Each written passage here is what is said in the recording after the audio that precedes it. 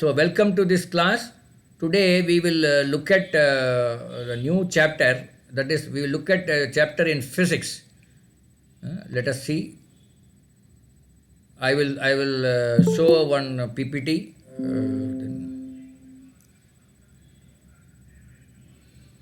Are you able to see the screen? Yes, sir. Yeah, the screen is visible. NTSC coaching physics in Potrika. Okay, very good. Right, we'll go one by one. Some units and measurements அப்படிங்கிறது I think that is the first chapter in your exam in your புக்குன்னு நினைக்கிறேன். அதே தான் நம்ம இங்கேயும் போட்டிருக்கோம். Of course இந்த PPT prepare பண்ணி ஐ திங்க் 1.5 வருஷம் இருக்கும். நான் லாஸ்ட் இயர்க்கு ப்ரிப்பேர் பண்ணது இன்றைக்கி தான் எடுத்து பார்க்குறேன். பரவாயில்ல. So there are some words are given and they've given the unit. இந்த யூனிட் வந்து நீங்கள் கொஞ்சம் தரவாக இருக்கணும். இந்த யூனிட்டில் நீங்கள் தவறு பண்ணிடக்கூடாது. You should not make a mistake. Density is equal to mass divided by volume அப்படிங்கிறாங்க. Normally mass is always given in kilogram or gram. Volume is given in millimeter cube or centimeter cube or meter cube. இந்த metre cube M கியூப்னு போட்டிருக்காங்க. அது எம்முக்கு மேலே 3ன்னு போடணும். அந்த 3 இதில் எனக்கு போட தெரியாது, அதனால தான் அப்படி போட்டிருக்கேன். அது இன்னும் பழகலை, நான் எப்படி 3 போடுறதுன்னு பழகலை. அது இங்கே போட்டிருக்கேன் 2 போட்டிருக்கேன், அது மாதிரி இங்கே 3 போட்டு பழகலை. அது எனக்கு இப்போ தெரியல, மறந்து போச்சு எனக்கு. ஓகே, அது மீட்டர் கியூப்னு இருக்கணும். So mass divided by volume. அப்போ டென்சிட்டியோட யூனிட் வந்து கிலோகிராம் பர் மீட்டர் கியூப் அப்படின்னு வைக்கணும். இது வந்து கிலோகிராம் பர் மீட்டர் கியூப் அப்படிங்கிறது எஸ்ஐ யூனிட். எஸ்ஐக்கு இந்த ஃபுல் ஃபார்ம் என்ன? எஸ்ஐ யூனிட்டுக்கு SI unit. International System of Units. International System of Unit is the SI unit. நம்ம இப்போ எல்லாமே we follow only SI unit. Earlier, some 30, 40, not even 50 years back, they used to follow what is called CGS unit. CGS unit follow பண்ணாங்க. இப்போ அதை நம்ம follow பண்ணுறதில்ல. CGS ஓட full form தெரியுமா? பட் ஆனால் அந்த யூனிட் இப்போ அதிகமாக நம்ம ஃபாலோ பண்ணுறதில்ல. பட் ஸ்டில் அப்பப்போ கொஞ்சம் எங்கெங்கேயோ ஃபாலோ பண்ணுறோம். But by and large we have converted to SI unit. More or less நிறைய சயின்டிஃபிக் ரிக்குவயர்மெண்ட்ஸ் எல்லாமே we started using SI unit. Okay, அடுத்து velocity. Velocity, there are two words, velocity and speed. What is the difference between velocity and speed? ஸ்பீடுன்னு ஒன்று இருக்கு sir. இப்போ நம்ம ஸ்பீடையே வந்து டைரக்ஷனோட சொன்னா velocity. Okay, velocity contains the speed as well as the direction. So it is a vector quantityன்னு சொல்லுவாங்க. அது உங்களுக்கு சொல்லி கொடுத்துருக்காங்களான்னு தெரியல. வெக்டார் குவான்டிட்டின்னு சொல்லுவாங்க. ஸ்பீடு ஸ்கேலார் குவான்டிட்டின்னு பேர்.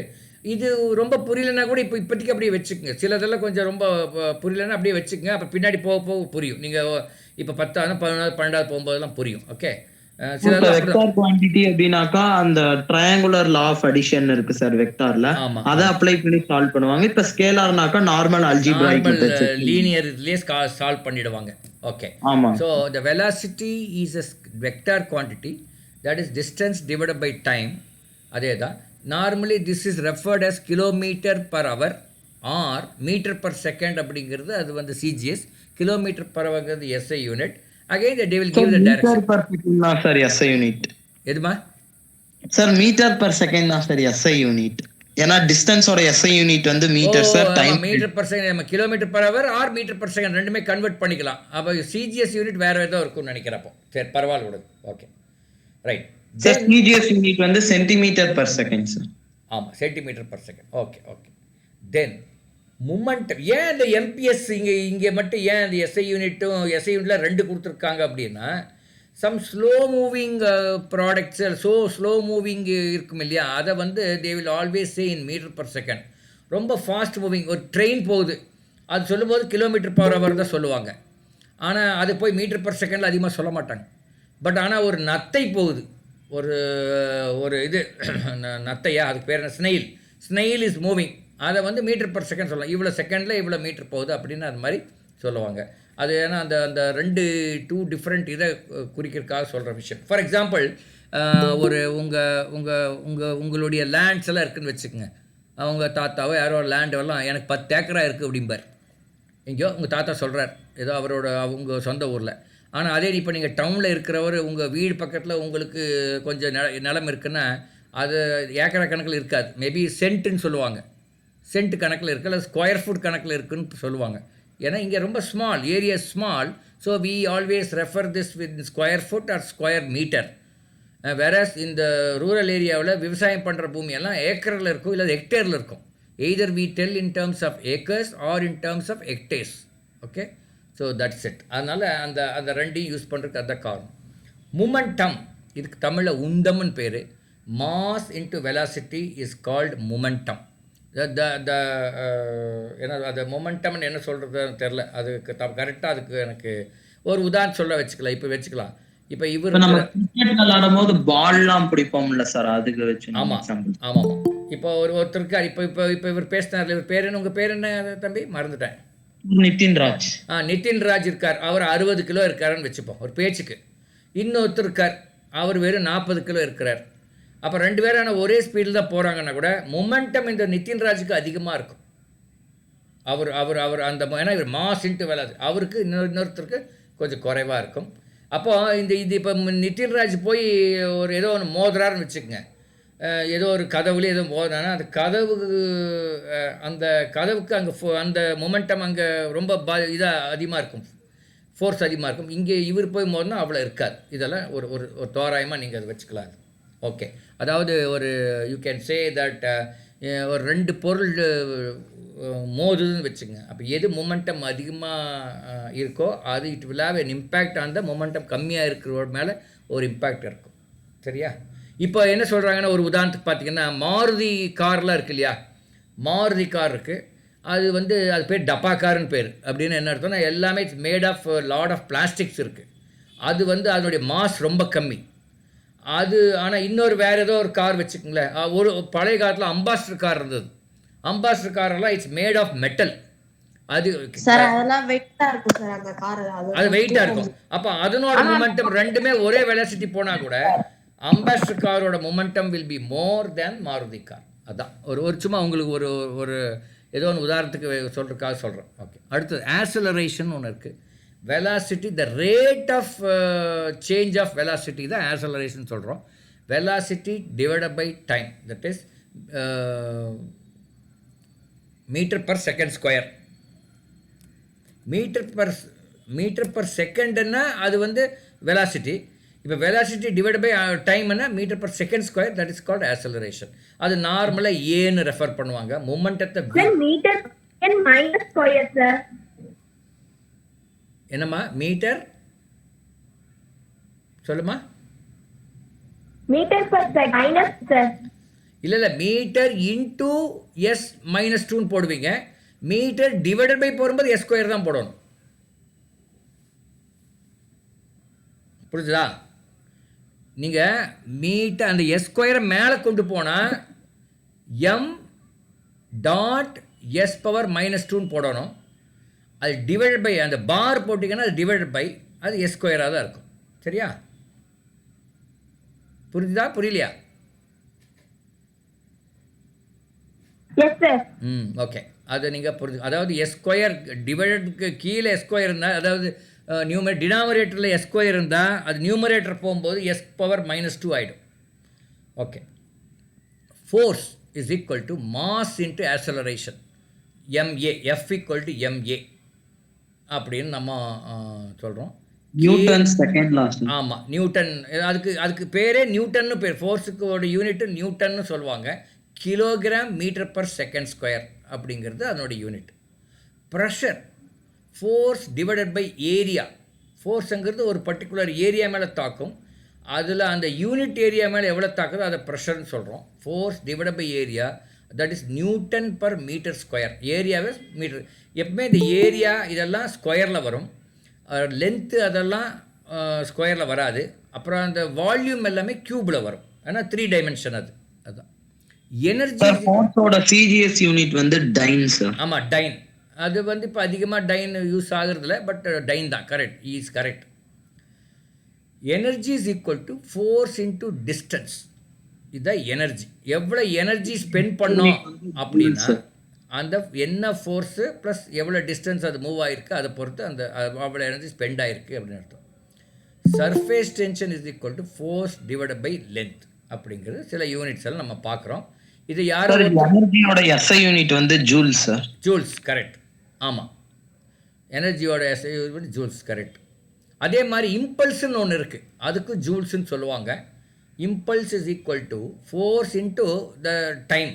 அதாவது இந்த இம்பல்ஸுங்கிறது very big force, but it will act only very small quantity of time. ஒரு few seconds, few milli seconds அப்படி ஆக்ட் பண்ணும். ஆனால் ஃபோர்ஸ் ரொம்ப அதிகமாக இருக்கும். அதுக்கு பேர் இம்பல்ஸ்ன்னு பேர். அதுக்கு அதுவுமே ஜூல்ஸ் இந்த பேர். F into D, that is also J equal to F into D அப்படின்னு சொல்லுவோம். இப்போ யாரோ ஒருத்தர் ஃபுல்லாக படிச்சிருங்க, யாரோ ஒரு குழந்தை. Okay sir.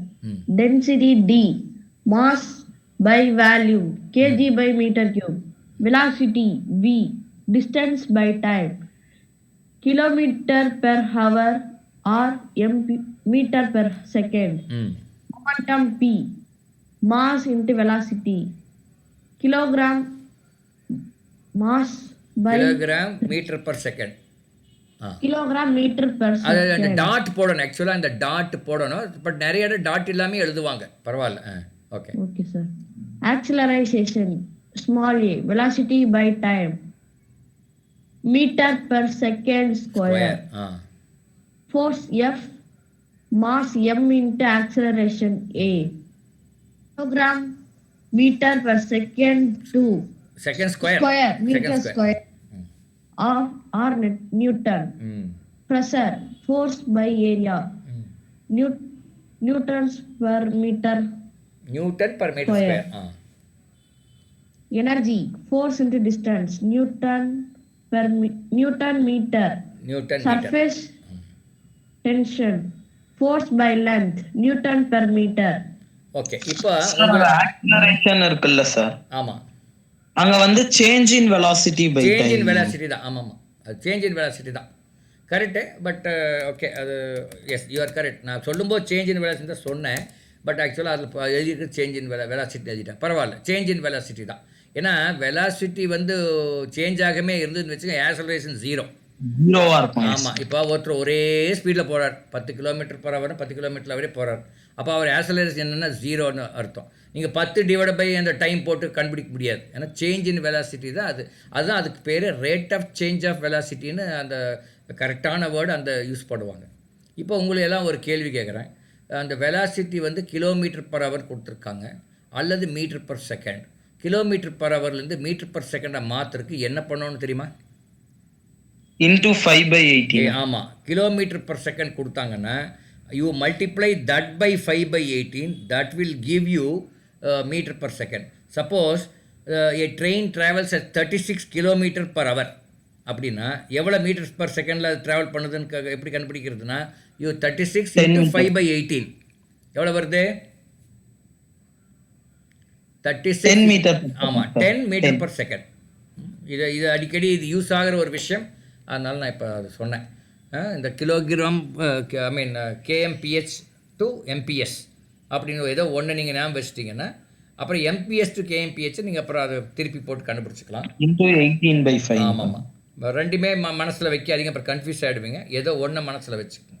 Okay okay right. இப்போது இன்னொன்று இதில் என்னமோ பார்த்துப்பேன், சாரி, இம்பல்ஸா சார்? சாரி, மறந்துட்டேன். ஓகே விடுங்க, பரவாயில்ல. இப்போ ஒரு ஓகே அது அது எனக்கு ஞாபகம் இருக்கும்போது சொல்லிடுறேன். ஒரு கதவு இருக்குது. ஒரு கதவு வந்து ஒரு பக்கம் அது ஃபிக்ஸடு, அது கீழேன்னு சொல்லுவாங்க, இன்னொரு பக்கம் ஓப்பன் ஆகும். அப்படி தானே? கதவுன்னா ஒரு பக்கம் ஃபிக்ஸ் ஆகிருக்கு, இன்னொரு பக்கம் ஓப்பன் ஆகுது. அந்த கைப்பிடி இருக்கு இல்லையா, கதவோட கைப்பிடி வந்து அது கீழுக்கு பக்கத்தில் இருக்கணுமா இல்லை கீழேருந்து தள்ளி தூரமாக இருக்கணுமா? கீழேருந்து தள்ளி தூரமாக இருக்கணும் சார். இருந்தால் தான் உங்களுக்கு திறக்கிறதுக்கு கொஞ்சம் ஈஸியாக இருக்கும். கீழுக்கு பக்கமாக இருந்து என்ன ஆகும் சார்? நம்மளால ஈஸியா திறக்க முடியாது சார். ஏன்னா நிறைய ஃபோர்ஸ் கொடுத்தா தான் திறக்க முடியும். அதான் அந்த எனர்ஜின்னு சொல்கிறோம் இல்லையா, அந்த ஃபோர்ஸ் இன்ட்டு டிஸ்டன்ஸ் இருக்கு இல்லையா, அது அந்த ஃபார்முலா தான் அது ஃபாலோ பண்ணும். அதாவது நீங்கள் sin θ சார். டார்க். ஆமாம் டார்க். ஆக்சுவலாக அது எனர்ஜி இல்லை, டார்க் கரெக்டாக சொன்னான். அது வந்து அந்த இந்த கேள்வி அடிக்கடி வருது. என்டிஎஸ்சியில் வந்து தான் நான் எனக்கு ஞாபகம் இல்லை, எது நீட்டோ எதுலேயோ வந்த ஞாபகம். இந்த கீல், அதாவது இப்படி ப்ராக்டிக்கலாக ஒரு டோரில் அந்த ஹிஞ்சுன்னு சொன்னான். அதில் கீழே இங்கிலீஷில் ஹிஞ்சுன்னு பேர் இருக்குது. இந்த if the handle is very nearer to the ஹிஞ்சுன்னா then you need more force. whereas if the handle is far away from the hinge you require less force அப்படிங்கிறது எனக்கு தெரிஞ்சுக்கணும். இதே தான் இந்த ப்ராக்டிக்கல் கேள்வி எங்கேயோ பார்த்தேன், எந்த எக்ஸாம்னு எனக்கு மறந்து போச்சு. ஓகே, அடுத்தது பாருங்கள்.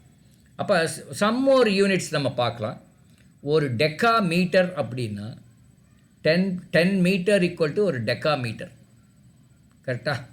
ஒரு ஹெக்டோ மீட்டர் அப்படின்னா 100 மீட்டர் இஸ் ஈக்குவல் டு, அது 10 ஸ்கொயர் மீட்டர், அதாவது 100 metre equal to hecto metre. 1 kilometre equal to 1000 metre, அதாவது 10^3. Mega metre is equal to 10^6. Giga மீட்டருங்கிறது 10^9. டெரா மீட்டர் வந்து 10^12. பீட்டா மீட்டருங்கிறது 10^15. ஓகே, இதெல்லாம் நீங்கள் அந்த பிக்கர் டிஸ்டன்ஸை குறிக்கும்போது அவங்க பீட்டா மீட்டர், டெரா மீட்டர், கிகா மீட்டர் அப்படின்னு சொல்கிறது வழக்கம். இப்போ டெக்கா மீட்டருக்கு கீழே என்ன இருக்கும்? டெக்கா மீட்டர் கீழே இருக்கிற என்ன இருக்கும்? மீட்டர் இருக்கும் இல்லையா? டெக்கா மீட்டருக்கு கீழே மீட்டர், அதுக்கு கீழே என்ன இருக்கும்? டெசிமீட்டர். டெசி இருக்கும். அதுக்கு கீழே சென்டி சார், அதுக்கு கீழே மில்லிமீட்டர். ஓகே, அப்போ millimetre, centimetre, decimetre, decametre, hecto, kilo, mega, giga, tera, peta அப்படிங்கிறத கொஞ்சம் நீங்கள் கொஸ்டின்ஸ் வந்து ஆம்ஸ்ட்ராங் பேஸ்லயும் கேட்டிருப்பாங்க சார். அதாவது 10 to the power of -10 metre. ஆமாம், அது வந்து இன்னும் அது அந்த ஆட்டம் எல்லாம் அது அப்படி தான் சொல்லுவாங்க. அந்த ஆம்ஸ்ட்ராங் இதில் தான் சொல்லுவாங்க அதை. ஓகே, அடுத்தது பார்க்கலாம். இந்த அஸ்ட்ரானாமிக்கல் டிஸ்டன்ஸ் இருக்கு இல்லையா, அதாவது earth to sun or earth to moon or earth to இது மெர்க்குரி, அதெல்லாம் எப்படி பண்ணுறாங்கன்னா அஸ்ட்ரானாமிக்கல் யூனிட்னு ஒன்று பண்ணாங்க. Centre of sun to centre of earth, அந்த டிஸ்டன்ஸுக்கு பேர் அஸ்ட்ரானாமிக்கல் யூனிட்னு பேர். அது வந்து 1.496 × 10^11 மீட்டர் அதனுடைய distance, centre of sun to centre of earth. அதே மாதிரி இன்னொரு யூனிட் அங்கே யூஸ் பண்ணுறது வந்து light year. The distance travelled by light in 1 year, that is equal to 9.46 × 10^15 metre. அதை வந்து லைட் இயர்னு சொல்கிறோம். அதுலேயும் யூஸ் பண்ணுவாங்க, இவ்வளோ லைட் இயர் அப்படின்னு சொல்லுவாங்க. பார்செக் அப்படின்னு ஒன்று இருக்குது, அது என்னென்னு பாருங்கள். Distance use to measure astronomical objects outside solar system. Inside solar சிஸ்டம்னா இந்த லைட் இயர் அதெல்லாம் யூஸ் பண்ணுங்க. அவுட் சைட் சோலார், அதாவது மில்கி வே, கேலக்சின்னு சொல்கிறாங்க இல்லையா, அதை பண்ணும்போது பார்செக்குங்கிற ஒரு யூனிட் யூஸ் பண்ணுறாங்க. 1 parsec is equal to 3.26 light years. அப்புறம் இன்னொரு ஃபிகர் என்ன, mass of the earth is equal to 5.972 × 10^24 kilo. இது எல்லாமே உங்கள் புக்கில் இருக்குது. ஒன்று நான் புதுசாக எதுவுமே நான் சொல்லலை, இது எப்போவோ போட்டது. அப்படியே நம்ம we are actually studying now. அடுத்தது பாருங்கள். இதான் நம்ம பார்த்தோம். மில்லிமீட்டர் இஸ் ஈக்குவல் 10^-3 மீட்டர், அதாவது 1/1000 மீட்டர் தான் மில்லிமீட்டர். அதுக்கடுத்து சென்டிமீட்டர். மைக்ரான் அப்படிங்கிறது 10^-6 மீட்டர். நேனோ மீட்டர் அப்படிங்கிறது 10^-9 மீட்டர். ஆங்ஸ்ட்ராம் அப்படிங்கிறது 10^10. ஃபெர்மிங்கிறது 10^-15. அந்த பிகோமீட்டர் அது 10 to the power of -12 sir. -12 pico இல்லையா? ஆமாம், பிகோ, ஆமாம், கரெக்ட். பிகோ ஃபேரட்னு சொல்லுவாங்க. அதாவது இந்த கெப்பாசிட்டர்னு ஒன்று கேள்விப்பட்டிருக்கீங்களா? இந்த வேர்டு கெப்பாசிட்டர் கேள்விப்பட்டிருக்கீங்களா?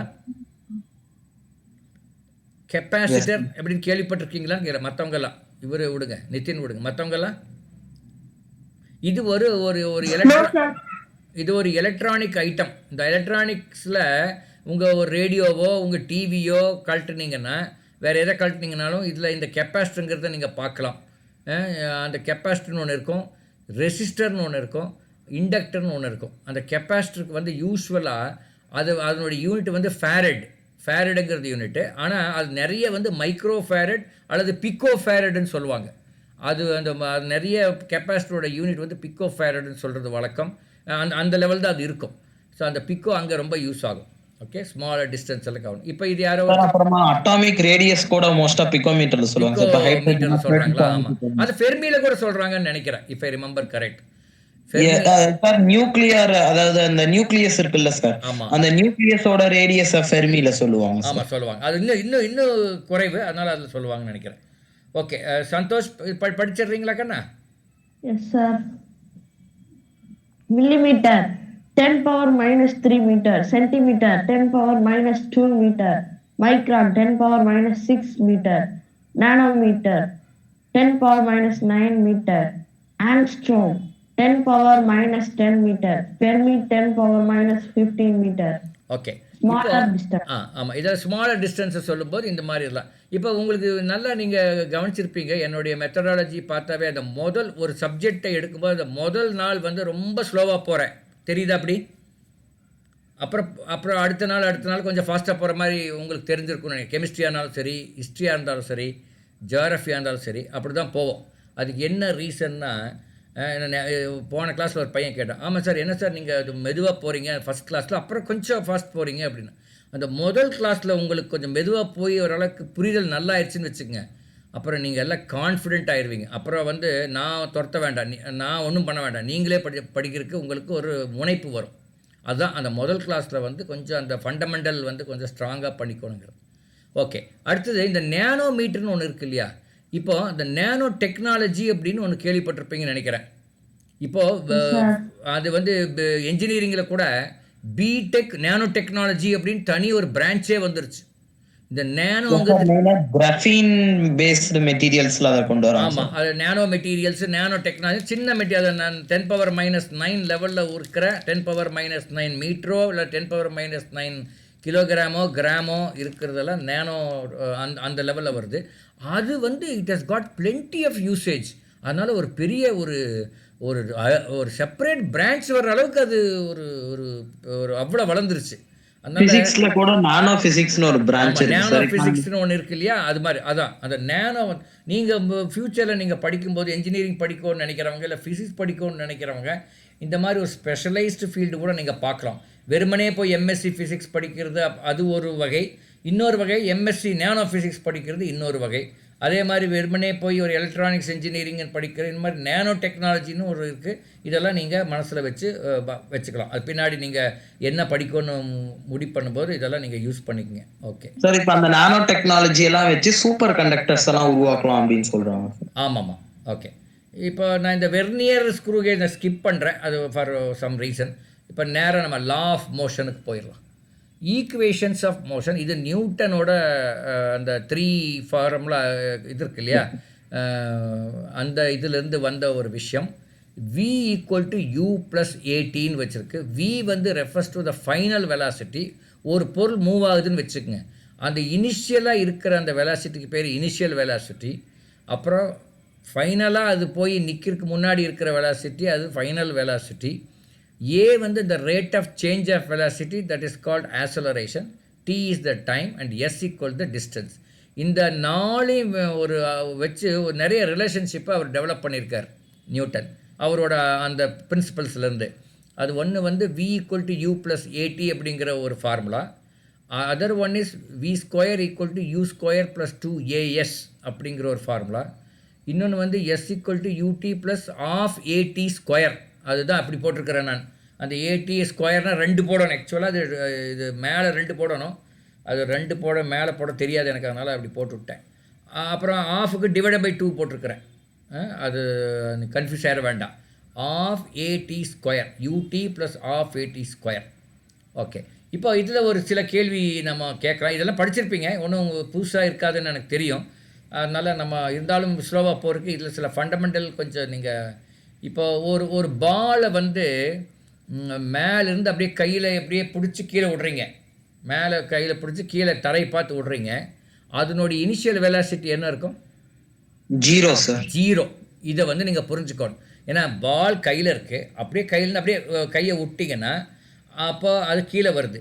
அப்போ இனிஷியல் வெலாசிட்டி 0. அப்போ அந்த வந்து தரையில் படும்போது அதனுடைய வெலாசிட்டி என்ன இருக்குன்னா v = at.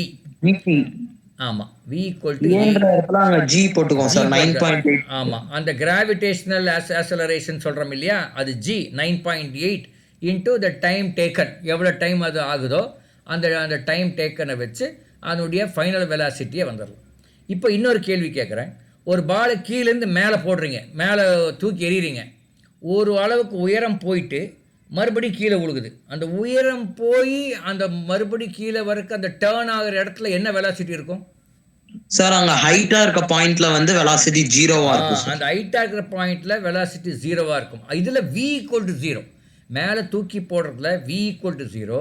இங்கே தூக்கி போடும்போது u வில் பி ஏதோ ஒன்று இருக்கும் ப்ளஸ் ஏடி. அதை u plus AT is equal to 0. அதுலேருந்து நீங்கள் ஆக்சலரேஷனோ என்ன வேணுமோ அது கண்டுபிடிச்சிக்கலாம்.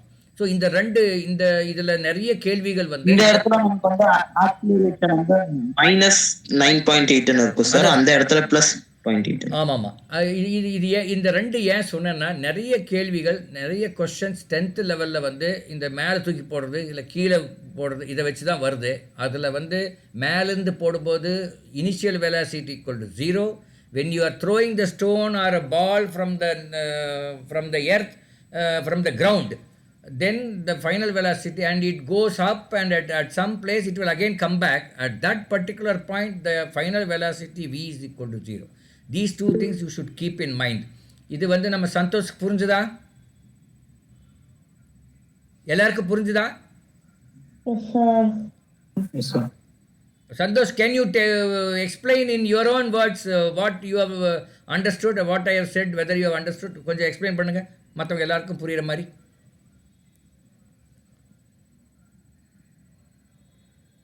Anybody other than Nitin Raj, வேறு யாராவது சொல்வீங்களா? நம்ம எக்ஸ்பிளைன் பண்ணது ஒரு இடத்துல u = 0ன்னு சொன்னேன், இன்னொரு இடத்துல v = 0ன்னு சொன்னேன். அது கொஞ்சம் எக்ஸ்பிளைன் பண்ணுறீங்களா யாராவது? சந்தோஷ்க்கு கம்ப்ளீட்டாக புரியல, ஆனால் புரிஞ்ச மாதிரி இருக்குது. அப்படியா சந்தோஷ்?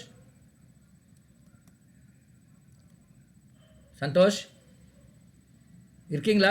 இல்லையாட்டிருக்கு. வேற யாரா இருக்கீங்களா? இல்லை சந்தோஷ் உங்களுக்கு புரிஞ்ச மாதிரி இருக்கு, ஆனால் ஃபுல்லாக புரியல கேட்டா. அப்படி அதான் உங்கள் மைண்ட் வாய்ஸ் நான் எனக்கு தெரியுது சந்தோஷ். நீங்கள் மனசில் என்ன நினைக்கிறேன்னு நான் அப்படியே கண்டுபிடிச்சிட்டேன். ஓகே, வேற யாராவது சொல்ல முடியுமா? somebody else? Shall I explain? One minute, Nitin. Anybody else other than tappana parvalla? Don't bother.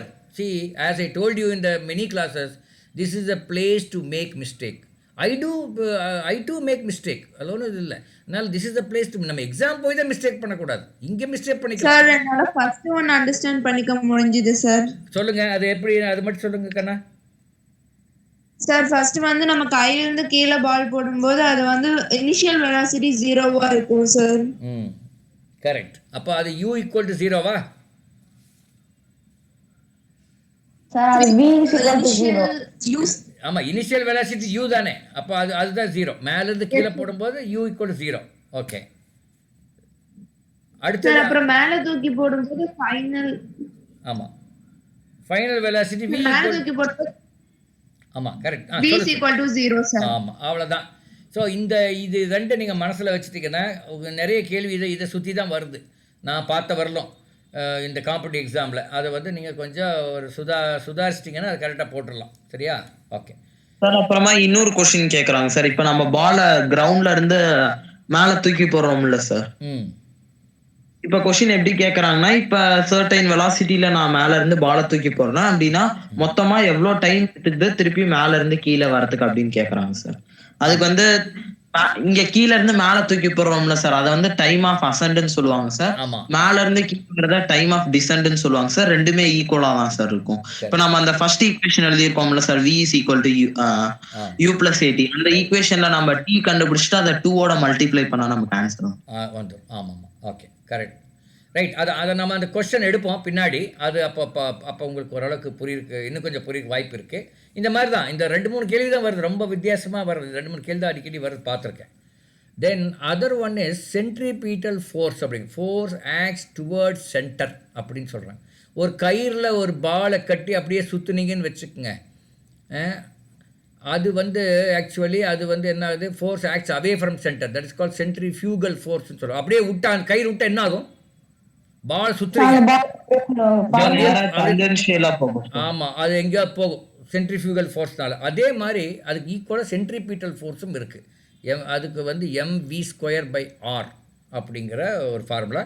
Centrifugal ஃபோர்ஸுக்கும் அதே தான் mv²/r தான். அந்த formula is same for both centripetal and centrifugal. சென்ட்ரிஃபியூகல்ங்கிறது it goes away from the centre. Centripetal is the force acts towards the center. Santosh இது ஒரு நிமிஷம் படிச்சிருக்கண்ணா. Okay sir. Santhosh ரொம்ப பசிக்குதாப்பா? இல்ல சார். கொஞ்சம் டல்லா இருக்கிற மாதிரி இருக்கு. பசிக்குது நான் நினைக்கிறேன். பரவாயில்ல படி. அப்படிலாம் இல்ல sir. Okay. Equations of motion. First, v is equal to u plus at. Second, s is equal to ut plus of at plus at2 by 2. Of at square அது ஸ்கொயர் தான் எனக்கு போட தெரியும். ஆமா at square. Okay sir. s is equal to ut plus of at square by 2. v square is equal to u square plus 2as where sங்கிறது என்னது?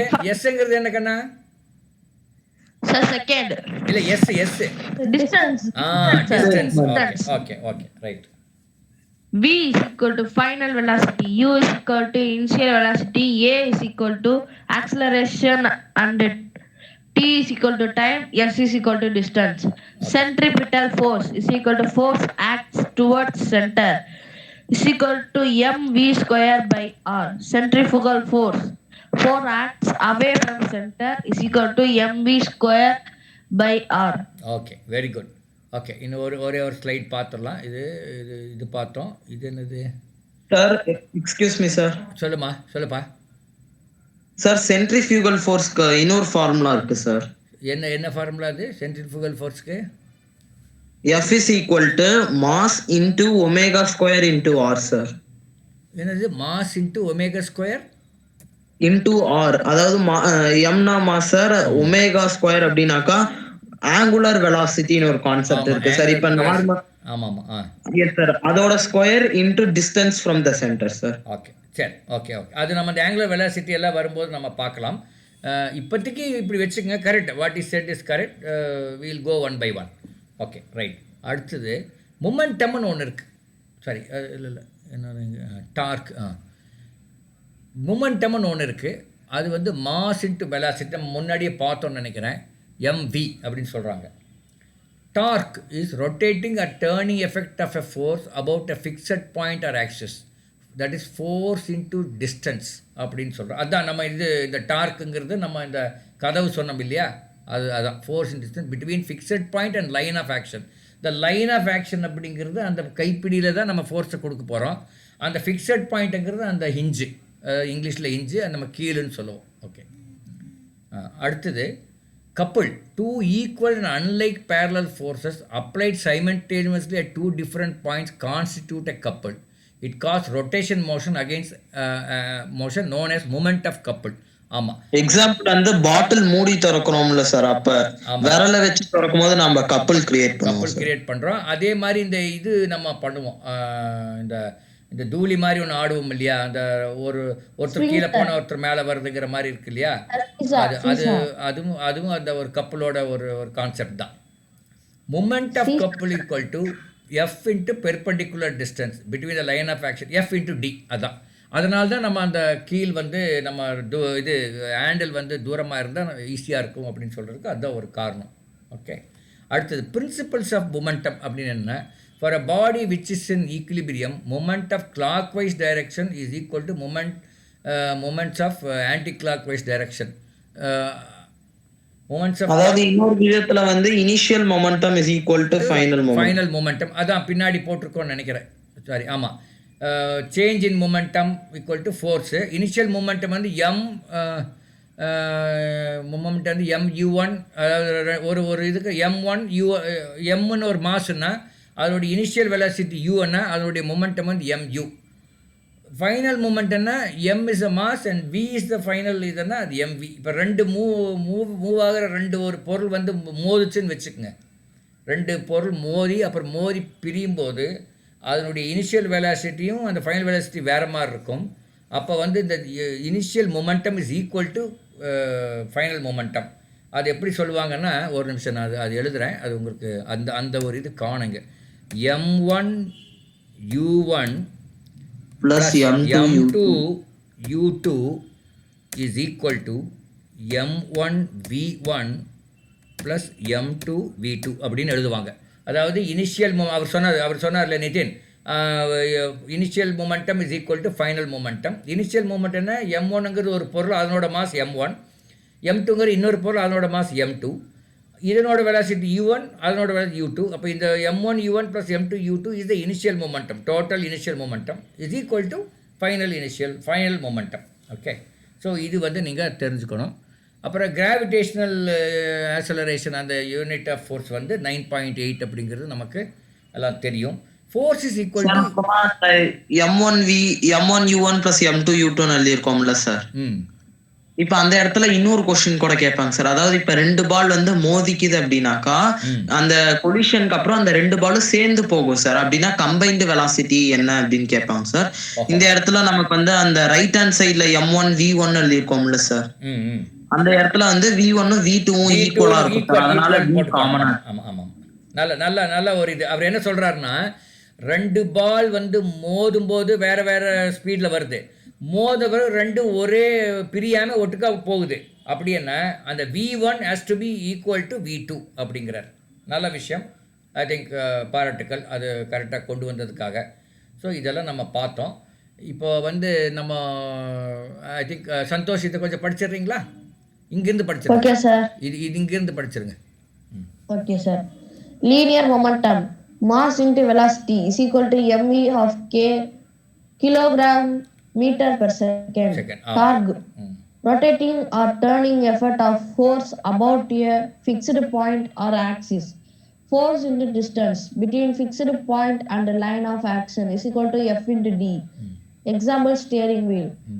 Couple, 2 equal and unlike parallel forces applied simultaneously at 2 different points constitute a couple. It carries rotation motion known as movement of couple. Movement of couple m is equal to F into perpendicular distance between the line of action of force is equal to F into D. ஓகே, அடுத்ததும் பார்த்துருங்க. அடுத்தது படிச்சிருங்க. Okay sir. For a principle of momentum, for a body which is equilibrium, movements of clockwise direction is equal to movements in an anti-clock direction. Force is equal to change in momentum by time is equal to mv minus mu by t is equal to mv minus u by t is equal to ma, where v final velocity, u initial velocity, t time, a acceleration. Gravitational unit of force is equal to 1 kilogram time is equal to 9.8 Newton. m1 u1 plus m2 u2 is equal to m1 v1 plus m2 v2. Okay, so இப்போதைக்கு இங்கே நிறுத்திக்கலாம். நம்ம next கிளாஸில் பார்க்கும்போது சில problem பார்க்கும்போது இன்னும் கொஞ்சம் அது புரியும். யாரோ ஒருத்தர் வந்து இது நான் செமினார் எடுக்கிறேன்னு சொல்லிக்கிறேன், அவர் நெக்ஸ்ட் கிளாஸில் எடுத்துக்கலாம். சரியா? We will meet again tomorrow. பார்க்கும்போது பார்த்துக்கலாம். Okay, good, all the best. Right.